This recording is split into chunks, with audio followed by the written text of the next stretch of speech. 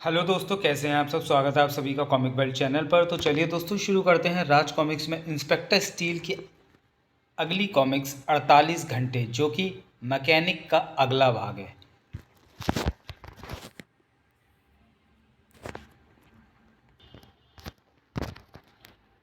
मेहनतकश लोगों की ज़िंदगी मशीनों के साथ ही चलती है। मशीनें नहीं तो काम नहीं, काम नहीं तो दाम नहीं, दाम नहीं तो अनाज नहीं। मगर जहाँ मैकेनो हो वहाँ कोई भूख से नहीं मर सकता। मेरे रहते किसी भी तरह की मशीन ख़राब नहीं रह सकती। मैकेनो मैकेनो अपने बेटे को हर वक्त अपने साथ ही रखता है। वो उसे अपने से भी बड़ा मैकेनिक बनाएगा। मैकेनो जिंदाबाद। मशीन के जादूगर को चाहने वाले थे तो उससे जलने वाले भी उसके दुश्मन भी थे। मैकेनो मुर्दाबाद। ग्रर्र। पूरे शहर में कहीं भी कैसी भी मशीन ख़राब होती है तो सबके होठों पर सिर्फ एक नाम होता है, मैकेनो। मशीन का जादूगर 1997 अवार्ड भी उसे देने की घोषणा की जा चुकी है। जबकि ये अवार्ड तो तुम्हें मिलना चाहिए था रॉबर्ट। तुम मैकेनो से सीनियर हो। वह अवार्ड मुझे ही मिलेगा और कल ही हो जाएगी उसकी घोषणा, क्योंकि कल शाम जो पेपर कटिंग मशीन मैकेनिक ने ठीक की है, आज जब वो चलेगी तो उसका भारी ब्लेड कई मजदूरों से छीन लेगा उनके हाथ। आह! मैकेनो के खिलाफ लापरवाही का मामला दर्ज होगा। आक्रोश से भरे मजदूर मैकेनो को जिंदा नहीं छोड़ेंगे, क्योंकि उन्हें भड़काएंगे मेरे आदमी। मारो इसे। कई घरों की रोटी छीन ली है इसके उन हाथों ने जिन्हें मशीन का जादूगर कहा गया है। मारो मारो। नहीं, उन्हें मत मारो। लहूलुहान हो गया मैकेनो। अपना ध्यान रखना बेटे, खूब बड़े मैकेनिक बनना। मैकेनो की जलती चिता की तरह ही भड़क रही थी वो आंखें भी। मैं बहुत बड़ा मैकेनिक बनूंगा पापा। अब मशीनें ठीक करने वाले हाथों को तोड़ा नहीं जाएगा, उनके जिस्मों को खून से लाल नहीं किया जाएगा, क्योंकि अब मशीनें बनेंगी ही नहीं, और जो बनेंगी वो होंगी मेरे हाथों की गुलाम। एक मशीन ने मेरे पापा को मारा था, मैं मशीनों को मारूंगा, क्योंकि अपने पापा के सपने को साकार करके मैं अब बन चुका हूँ मैकेनिक। संजय गुप्ता पेश करते हैं 48 घंटे। चित्रांकन नरेश कुमार, लेखक तरुण कुमार भाई का था, नक विवेक मोहन, कैलीग्राफी टी आर आजाद, संपादक Manish Gupta. Dream machine Maruti corolla, जिसकी तकनीक जापान से सफ़र तय करके भारत पहुंची थी। कार निसंदेह ताजमहल की तरह ही खूबसूरत थी और मोनालिसा की मुस्कान की तरह ही प्यारी, मगर सुंदरता में दाग लगते देर नहीं लगती। नई नवेली दुल्हन अभी डोली से बाहर झांक भी ना पाई थी कि विधवा हो गई, जिसका कारण था मैकेनिक, जिसने ना जाने क्यों मशीनों से नफरत थी। इंसान से दुश्मनी की वजह तो समझ में आती है, मगर ये तो मशीनों का दुश्मन था, और स्टील के देखते ही हो गई। अब देखो, देश की सबसे ऊंची 50 मंजिला इमारत की लिफ्ट तोड़कर उसने 4 लोगों की जान खतरे में डाल दी। वो तो शुक्र है कि स्टील वहां पर था, वरना वो चारों निर्दोष तो खटखटा रहे होते ना यमराज का दरवाजा। कमबख्त ने यहीं बस कर दिया होता तो भी गनीमत होती। उसने तो सुपर फास्ट ट्रेन के सुपर स्पीड इंजन को भी पुर्जा पुर्जा होकर बिखरने पर विवश कर दिया।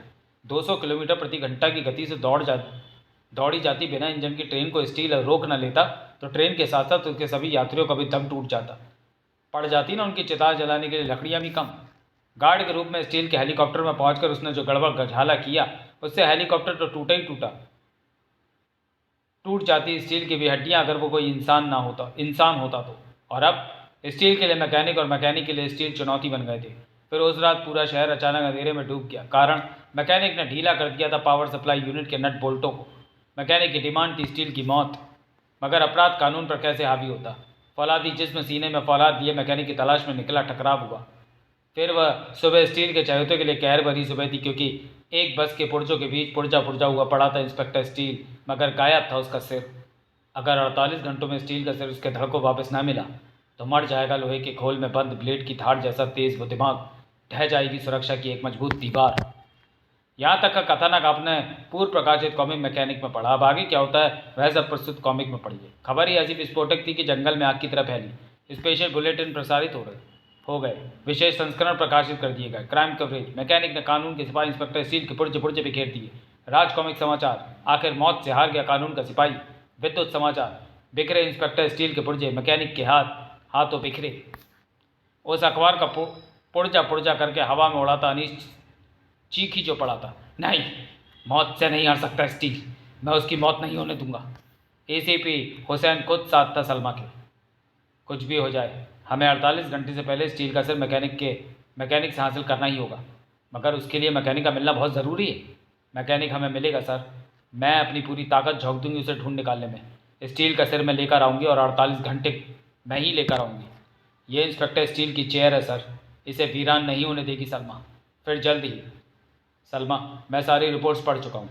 मैकेनिक ने सभी वारदातें ऐसी जगहों पर की हैं जहाँ किसी नई मशीन का उद्घाटन हुआ। खामोश थी सलमा। एसीपी ने ही कहा, हमें ऐसी किसी जगह पर ही मैकेनिक को मिलने की लगभग गारंटी हो सकती है जहाँ की किसी नई मशीन या मशीन से संबंधित किसी जगह का उद्घाटन होने वाला हो। अगर हम ऐसी जगहों पर नज़र रखें तो कोई कारण नहीं कि हमें मैकेनिक वहाँ ना मिले। शायद वही सोच रही थी सलमा भी। स्टील की ज़िंदगी चाहने वाले एसीपी हुसैन, सलमा व अनीस सहित जहाँ हज़ारों स्टील के प्रशंसक और भी थे, वहीं कानून के उस कट्टर सिपाही की मौत चाहने वालों की भी कमी नहीं थी जो स्टील की मौत की खबर को सेलिब्रेट कर रहे थे, चाहे वो बड़ा अपराधी हो या छोटा। रात के निर्दोष सीने पर पड़ने लगे थे अपराधों के चाबुक। उनके बीच से कानून के सिपाही का खौफ जो मिट गया था, स्टील की वो दीवार जो हट गई थी, जो अपराध का रास्ता ठीक ऐसे ही रोकती थी जैसे आकाश पर आग बरसाते सूरज का रास्ता रोकती है ओजोन। इधर आग सीने में लिए आग से ही टकराने निकल पड़ी थी सलमा भी। एसीपी हुसैन हर कदम पर उसके साथ था, क्योंकि आज सवाल एक ऐसी ज़िंदगी का था जो कई ज़िंदगियों की रक्षा का भार अपने कंधों पर लिए खड़ी थी। जाने क्यों मुझे विश्वास हो रहा है कि मैकेनिक इस वाटर प्योरीफिकेशन प्लांट पर कोई गड़बड़ करने ज़रूर आएगा, क्योंकि कल ही इसका उद्घाटन है। वाटर प्योरीफिकेशन प्लांट का ऐसा उद्घाटन कभी किसी शहर में नहीं हुआ होगा। कल वाटर सप्लाई प्लांट चालू होते ही ऐसी धाराएं फूटेंगी कि शहर का हर कोना गंगा का किनारा नजर आएगा। मैकेनिक के हाथ खुद मशीन की तरह चलकर नट बोल्ट धीरे करते चले जा रहे थे। उस वक्त मैकेनिक पीछे पलटा तो छड़ को सकते में खड़ा रह गया। हैंड्स अप मैकेनिक, कोई भी गलत हरकत की तो दोनों रिवॉल्वर की इतनी गोलियां तुम्हारे सीने के पार हो जाएंगी कि उसके बाद तुम्हारे सीने को दुनिया की कोई भी सर्जरी सील नहीं कर पाएगी।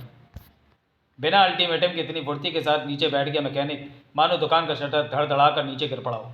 मैकेनिक द्वारा किसी गड़बड़ी की आशंका को महसूस करते ही एसीपी हुसैन और सलमा के हाथों में थमी रिवॉल्वर गरज उठी थी।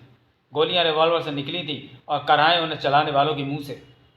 खच खच उफ आ! मैकेनिक अर्जुन के फेंके बाढ़ से ही उठी जल धारा के समान तीव्र गति से उठकर खड़ा हुआ और उफ! सब कुछ पेट्रोल पर आग पड़ी। आग की तरह इतनी जल्दी हुआ था कि सलमा व एसीपी हुसैन की अकल जैसे घास चढ़ने चली गई थी। उसके बाद मैकेनिक बंदर की तरह फुदकता वह यह भागा वह भागा, जबकि सलमा की आंखों से छूट पड़े थे शोले। 48 घंटे में स्टील का सिर मुझे उसके धड़ तक पहुंचाना है, कमीने इंसान, और जिसमें से 23 घंटे तेरी तलाश में ही गुजर चुके हैं। अब मैं इस तलाश को और लंबा नहीं करना चाहती। बता मैकेनिक, स्टील का सर कहाँ है, वरना तेरा पेट में अपनी मार से इतना भर दूंगी कि फिर तुझे कभी भूख नहीं लगेगी, और मैं तुम्हारा पेट पानी से इतना भर दूंगा कि तुम्हें प्यास भी नहीं लगेगी। इसे छोड़ना मत सलमा। मगर सलमा को उसे छोड़ने पर मजबूर होना पड़ा, क्योंकि ओ नो, और ये क्या! पानी का लोड पड़ते ही उस विशाल पाइप का जोड़ खुल गया था और टूटे बांध की इसी तेजी के साथ पानी सलमा, मैकेनिक और एसीपी हुसैन से आकर टकराया था। पानी की धार का रेला इतना तीव्र था कि सलमा व एसीपी अपने पाँव पर खड़े न रह सके थे। और पाइप का सिर्फ एक जोड़ नहीं फटा था, बल्कि प्लांट में मौजूद सभी छोटे बड़े पाइप हत्थे से उखड़ गए थे, जबकि संभल मैकेनिक भी न पाया था। मगर जल्दी उसके दोनों हाथों में थमे पेचकस जमीन में धंसकर कागज की नाव की तरह बहते उसके जिस्म को खेवैया बनकर थाम चुके थे। पेचकस जमीन में धंसा धंसाकर वो प्रेशर से बही चली आती धार के दायरे से निकल भागा। वक्त से पहले ही तुमने शहर को गंगा के किनारे बसाने पर मजबूर कर दिया। पूरे वाटर प्योरीफिकेशन प्लांट में जबरदस्त खलबली मच गई थी। चारों ओर से बहे आते पानी ने बाढ़ का रूप ले लिया था। सलमा व एसीपी हुसैन मेन गेट की सलाखों पर अटक गए थे। सलमा, तुम ठीक हो ना? Yes sir. मगर सर, मैकेनिक कहीं दिखाई नहीं पड़ रहा और पानी टूटे बांध की तरह बढ़ रहा है। दुर्भाग्य था उस वाटर प्लांट का कि उस वक्त वहाँ पर कोई इंजीनियर या अन्य कोई कर्मचारी मौजूद नहीं था। केवल 2 गार्ड थे जिन्हें बेहोश करने के बाद उनके हाथ पाँव बांधकर मैकेनिक पहले ही डाल चुका था। बचाओ!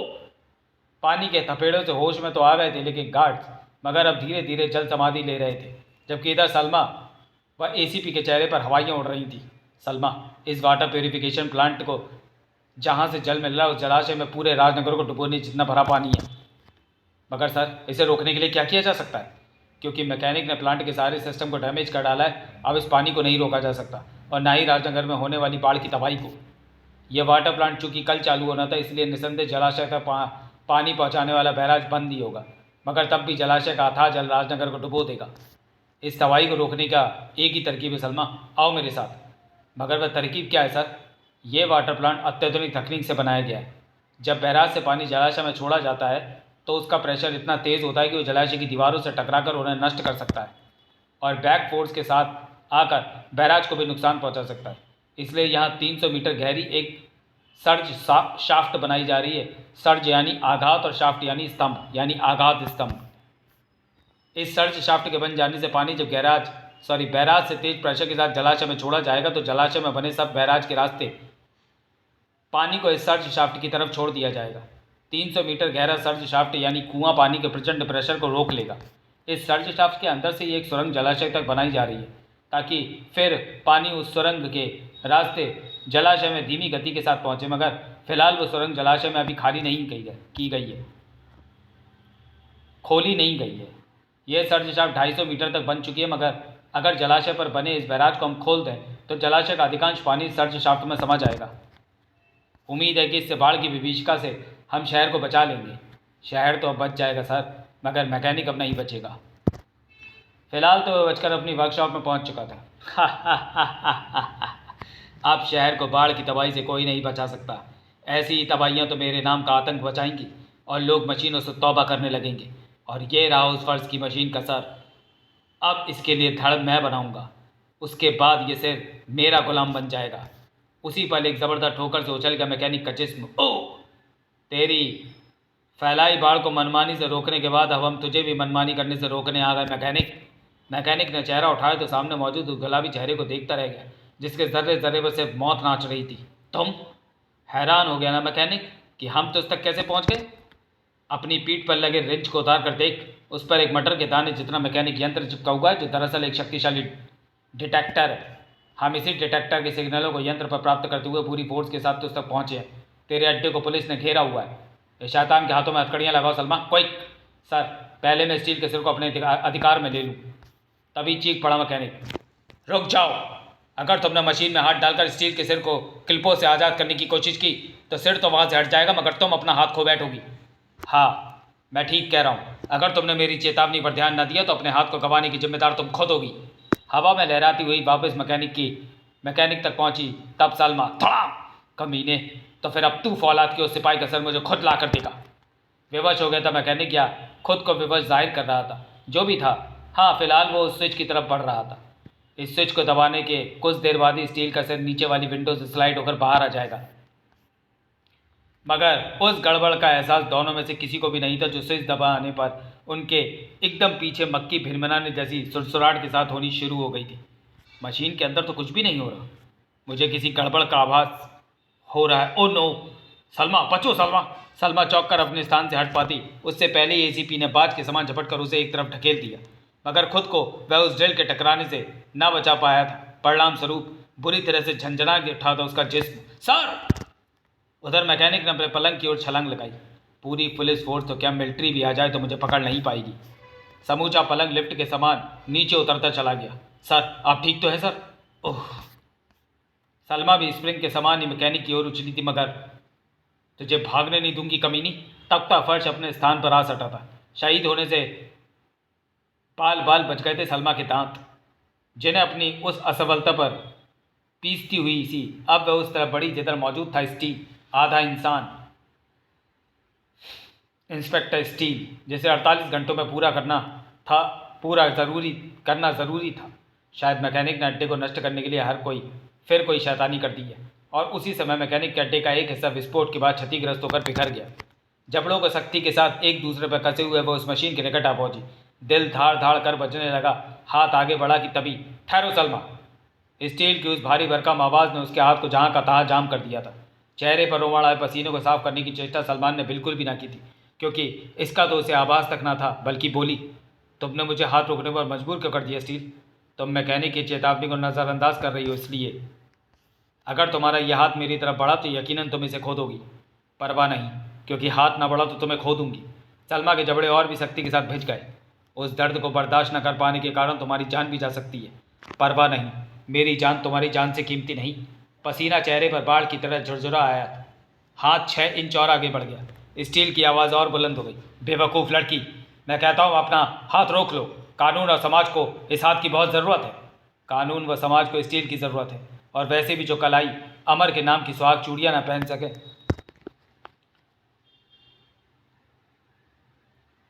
उसका कट जाना ही बेहतर है। Damn it! सलमा की उंगलियों ने स्टील के सिर को उन क्लिपों की कैद से आज़ाद कर दिया। स्टील का सिर पीछे को उलट गया। उस हौलनाक दृश्य को देख तो नहीं पाया स्टील, मगर सलमा की दर्दनाक चीख उसके कानों में लावे सी घुलती चली गई और चीख इतनी ज़बरदस्त थी कि बेहोश एसीपी तक उछल कर बैठ गया। स्टील के सिर को फर्श पर पड़ा देखते ही जैसे वह सब कुछ समझ गया था। ओ नो सलमा, ओफ, ये कुर्बानी तुमने मुझे क्यों ना देने दी। दर्द पर ज़बरदस्त ढंग से नियंत्रण पाने की कोशिश में सलमा का चेहरा अत्यंत विकृत हो उठा था। आप होश में आ गए सर? जल्दी कीजिए सर, स्टील के सिर को अनीस भैया के पास ले चलिए, क्योंकि 48 घंटे पूरे होने में अब सिर्फ 48 मिनट बचे हैं। मेरी परवाह मत करो, इसे इसके कटे हाथ सहित हॉस्पिटल पहुंचाओ, क्योंकि आजकल माइक्रो सर्जरी द्वारा कटे हुए अंगों को जोड़ा जाना भी संभव है। ज़रूरत से समय पर इलाज मिलने की है। मगर जिद्दी सलमा का इरादा दृढ़ था। यह संभव नहीं, जब तक मैं तुम्हें अनीस भैया तक नहीं पहुँचा देती तब तक हॉस्पिटल नहीं जाऊँगी। ठीक है, स्टील के सिर को अनीस तक पहुँचाकर मैं तुम्हें तो हॉस्पिटल पहुँचाऊँगा। एसीपी हुसैन को भी सलमा की जिद के आगे झुकना पड़ा, क्योंकि जिंदगियां दोनों ही बहुमूल्य थी, मगर रास्तों की मुश्किलों से उन्हें अभी भी जूझना था। अब सिर्फ 45 मिनट बचे हैं। उनके बाहर निकलते ही एक भीषण विस्फोट के साथ अड्डा टूट कर बिखर गया। आंधी तूफान बनी जीप पर उस वक्त खतरे के बादल मंडरा उठे जब एसीपी हुसैन व सलमा की आंखों ने टूट कर गिरते देखा उस विशाल होर्डिंग को। उफ, वह होर्डिंग अचानक टूट कर गिर रहा है। अगर ये गिर गया तो इसका टनों मलबा पूरी सड़क पर जाम लगा देगा। मुझे रिस्क लेना ही पड़ेगा, जीप को नहीं रोकूंगा मैं। एक्सीलेटर पर उसका पांव कसता चला गया और शायद एक भी क्षण की देरी पूरी जीप को लिज्जत पापड़ बना डालती। ठमाक! मगर जिस प्रकार सत्य की जुबान को कोई नहीं रोक पाया, उसी प्रकार सच्चाई की राह भी रोक न सकी वह बांधा। सच्चाई का सफर तपते रेगिस्तान की तरह ही कठिन व कष्टप्रद होता है। ओह, पुल भी ढह रहा है। ओह, ये ट्रक बीच में से हटने का नाम नहीं ले रहा। पे पे। इस बार अवसर पाते ही एसीपी हुसैन जीप को आगे दौड़ाता ले गया और निसंदेह होर्डिंग और पुल के ढहने में शरारत सिर्फ और सिर्फ मैकेनिक की, जो हमारे रास्ते में बाधाएं खड़ी कर रहा है, ताकि हम उस शेष बचे 30 मिनटों में स्टील के सिर को लेकर अनीस तक ना पहुंच सके।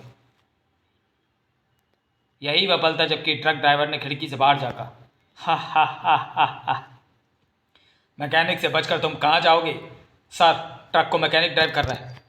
उस पल ट्रक की ड्राइविंग सीट सहित मैकेनिक ऐसे आकाश में उड़ता चला गया मानो तोप का गोला आकाश में दाग दिया गया हो। ज़रूर उसकी ड्राइविंग सीट में फाइटर प्लेन जैसा मैकेनिज्म होगा और उसमें पैराशूट बंधा होगा। पुर्जा होकर बिगड़ता चला गया ट्रक। उफ!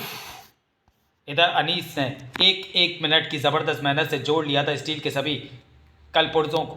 सिर्फ 10 मिनट और बचे हैं, उसके बाद तुम्हें ज़िंदगी देने वाले मेरे हाथ ही तुम्हें कफन भी उड़ाएंगे। उसकी नौबत नहीं आएगी अनीस। उसके बाद राजनगर एयरपोर्ट से मिली वह सूचना सचमुच विस्फोटक थी। क्या? राजनगर एयरपोर्ट में मैकेनिक दिखाई दिया और कहीं गायब हो गया? ज़रूर वह वहाँ कोई गड़बड़ करेगा। तुम लोग चारों ओर निगाह रखो, मैं कोई बंदोबस्त करता हूँ। बोइंग 747 उड़ने के लिए तैयार हो रहा था, मगर ये क्या? ये 7 फीटा इंसान कौन है जो सबसे आखिरी यात्री के रूप में विमान में सवार हो रहा था? इधर कोई सनसनीखेज बंदोबस्त मैकेनिक भी कर चुका था। लोहे की उस मशीन को जो जिंदगी में लिया, उसका बदला मैं 500 लोगों की जिंदगियाँ लेकर निकालूंगा। 500 लोगों को लेकर विमान रनवे की ओर फिसलने लगा। Flight speed 10 kilometre per hour. Runway पर तेजी से दौड़े जाते विमान के पहिए विमान में ऐसे समा गए जैसे कछुए की गर्दन कछुए के आवरण में। मैकेनिक की निगाहें अब भी लगी थी उस विमान पर। 350 किलोमीटर प्रति घंटा की गति पर आते ही विमान हवा में ही 500 लोगों के साथ टूट कर ऐसे बिखर जाएगा जैसे बारूद से कोई चट्टान उड़ा दी गई हो, जैसे पत्थर मारकर कोई कांच तोड़ दिया गया हो। हा हा हा हा। विमान उसी वक्त दो आंखें विमान के अंदर विमान के एक एक पुर्जों को स्कैन कर रही थी। विमान पर ही टिकी थी मैकेनिक की निगाहें। Flight speed 150 kilometre per hour. अभी विमान एक टर्न लेगा दिशा परिवर्तन के लिए। Flight speed 250 kilometre per hour. उसी टर्न के साथ इसी एयरपोर्ट पर गिरेंगे उसके टुकड़े। हा हा हा हा हा। उसी वक्त फौलाद का हाथ विमान में लिए खड़ा था बॉक्स नुमा व डिवाइस, जबकि मैकेनिक की आंखों की चमक बेइंतहा बढ़ती चली जा रही थी। Flight speed 340 kilometre per hour. Flight speed 350 kilometre per hour. Mechanic के दिमाग को ऐसा भारी झटका लगा मानो हवा में उड़ते विमान के चारों इंजन जाम हो गए। 350 की गति पर आने के बाद भी विमान बिखरा क्यों नहीं? अरे, और ये क्या? पैराशूट की मदद से तो ये तो वही लोहे की मशीन नीचे कूद रही, यानी इंस्पेक्टर स्टील। आखिर मैंने पता लगा लिया कि मैकेनिक एक परफेक्ट मशीन को पुर्जा पुर्जा कैसे कर देता है। वाहनों को पुर्जा पुर्जा करने के लिए मैकेनिक दरअसल एक तरह की डिवाइस का प्रयोग करता है जो खास गति व तीव्र कंपन पैदा करता है, जिसका प्रभाव उस वाहन के जोड़ों पर इतना घातक होता है कि उसके सभी जोड़ या खोले जाने वाले पार्ट्स, नट बोल्ट्स अलग होकर बिखरने लगते हैं। बस के पुर्जों में मैंने इस डिवाइस को स्कैन कर लिया था। फिर जब मैकेनिक के एयरपोर्ट पर देखे जाने की खबर मुझे मिली तो मैं समझ गया कि मैकेनिक ने हरकत कहाँ की होगी। विमान में पहुंचकर मैंने उस डिवाइस को ढूंढ कर नष्ट कर दिया। शुक्र है एक बड़ी दुर्घटना को मैं टाल पाया। और यह मैकेनिक की हार थी। शायद कोई भारी गड़बड़ हो चुकी है, क्योंकि वहाँ विमान से उतर कर आ रहा है इंस्पेक्टर स्टील और यहाँ मुझे सादी वर्दी में पुलिस तैनात नजर आ रही है, जिनकी सख्त निगाहें मुझे घूर रही हैं। मैकेनिक तेज तेज कदमों से चलता हुआ लॉबी से बाहर निकला। ओह, इंस्पेक्टर स्टील की कार। इस वक्त यही कार मेरे भागने के लिए काम आएगी। इसका लॉक खोलने में भला मुझे कितनी देर लगेगी। जेट की सी स्पीड के साथ कार आगे बढ़ी। उस लोहे की मशीन को भी शिकस्त जल्दी दूंगा, मगर पहले वह ना सही उसकी ये शानदार कार ही सही, जिसे ऑटो ड्राइव करने के बाद अब मैं पुर्जा पुर्जा करके डाल दूंगा। हा हा हा हा। तभी डैशबोर्ड पर लगे रेडियो पर गूंज उठी स्टील की भारी भरकम आवाज़। मैकेनिक, अभी भी नहीं समझा कि एयरपोर्ट पर कदम कदम पर सादी वर्दी में फैली पुलिस ने तुझे रोका क्यों नहीं, और मेरी उस कार को तू आसानी से कैसे ले भागा जिसे छू देने से ही अलार्म बज उठता है। मैकेनिक, तू मेरी कार में नहीं मेरी कैद में सवार हो गया है। मैकेनिक के दिमाग में बज उठी थी खतरे की घंटी, मगर इससे पहले कि उसके हाथ अपनी कोई करामात दिखा पाते, सीट के चारों ओर से निकली स्टीली बेल्ट ने उसे ऐसे जकड़ लिया जैसे मकड़ी जाल में आ फंसे अपने शिकार को दबोच लेती है। चीख पड़ा मैकेनिक, मुझे तेरे ये कच्चे धागे बांध नहीं पाएंगे स्टील। देख, मैं अभी भी तेरी कैद से छूट सकता हूँ। जकड़े हुए मैकेनिक के हाथ भी पेचकसों की मदद से अपनी करामात दिखाने की चेष्टा करने लगे थे, लेकिन इसका क्या करें कि कार एक झटके के साथ रुक गई और मैकेनिक को लगे तीव्र झटके के कारण और तो कुछ नहीं हुआ, पर पेचकस उसके हाथों से निकल गए। ये क्या हुआ? कार अपने आप कैसे रुक रही है? ना सिर्फ रुक रही है बल्कि ये तो अपने आप पीछे भी जा रही है। एक ज़बरदस्त झटके के साथ ही कार फिर वहाँ पहुँचकर रुकी। मैकेनिक, ये स्टील की कार है जिसका रिमोट कंट्रोल स्टील के पास है। You are under arrest. अगर कानून की सीमाओं से ना बांधा होता इंस्पेक्टर स्टील, अगर भावनाओं का तूफान उसकी भी रगों में हिलोरे ले रहा होता, अगर उसके भी दिल में उठती प्रतिशोध की ज्वाला, तो निसंदेह सलमा के हाथ का बदला उसके दोनों हाथ काट कर ले लेता स्टील। मगर वह तो लोहे का सिपाही था, कानून का सिपाही, जिसके दिल और दिमाग पर भावनाएं कभी हावी नहीं होती थी। हावी रहता था तो सिर्फ फर्ज और कानून। समाप्त। तो चलिए दोस्तों, वीडियो को यहीं समाप्त करते हैं और मिलते हैं इंस्पेक्टर स्टील सीरीज़ की अगली कॉमिक्स हैमर में। तब तक के लिए धन्यवाद।